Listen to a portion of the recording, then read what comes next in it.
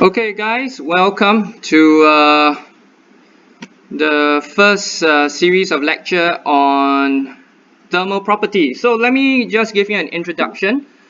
So what we are doing here is just an introduction on the chapter of thermal properties. Okay, thermal properties. So in this chapter, what you'll be learning is about how states of matter change from one state to another. So let me give you a very simple example. So let's say we have a solid. Oops, I think I lost it. Okay, so let's maybe start here. So if I have a solid, so let's draw, this is a solid. Now you all know that a solid is able to change into a liquid, alright? So liquid.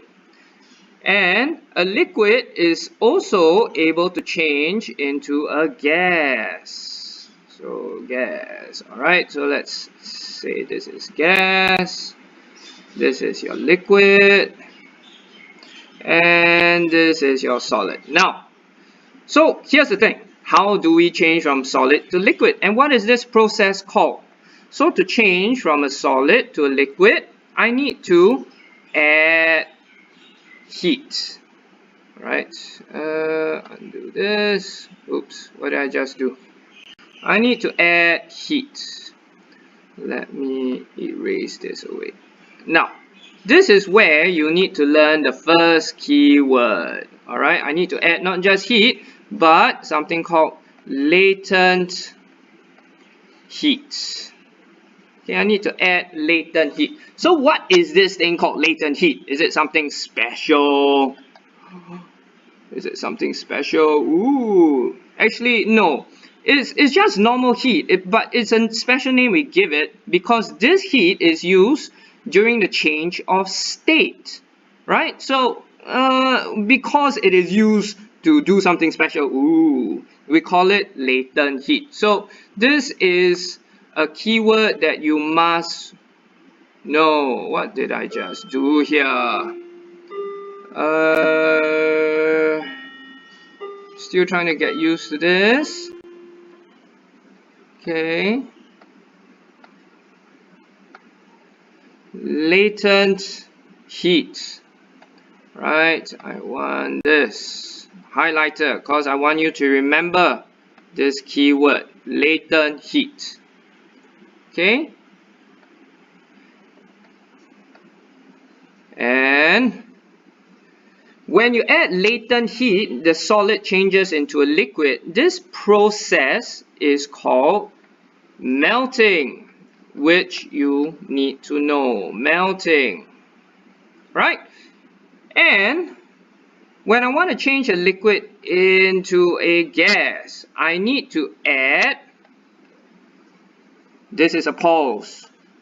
What sort of heat when I am changing state from liquid to gas? By now you should be saying together with me in 3, 2, 1, latent heat. Okay, so latent heat, and this process is called boiling, which you must also know.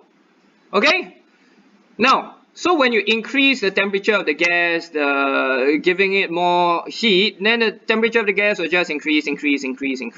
But if you remove, so you remove latent heat, right? The molecules will start to lose energy, they'll start to get less vigorous, and then they'll start getting closer and closer together until finally they change into liquid. And this process is called condensation. You should know this by now. Condensation. Alright? And if you remove more latent heat, so you remove more latent heat, molecules start getting closer and closer and closer together until they form into a fixed crystalline structure usually, and this becomes a solid. And this process is called freezing. Okay, freezing, which you must know. So, this is basically what we will be talking about today. Alright, now just to keep in mind, at this point in time, I just want to ask you a question. So, I think so far all of you are quite clear as to what I've been talking about so far. You have learned this in primary school science and lower sec science. But I want to ask you, this process, liquid to gas, I said it is boiling. Some of you might actually think that this process is called evaporation. Okay, now I want to keep this in mind. Ask yourself, is this process called boiling or is it evaporation? Okay, so we'll find more about this in part 1. This is just an introduction in part 1 of the lecture. So take out your notes that I gave to you, and we will use those notes as I teach you this lesson on thermal properties. Okay, so see you in a bit.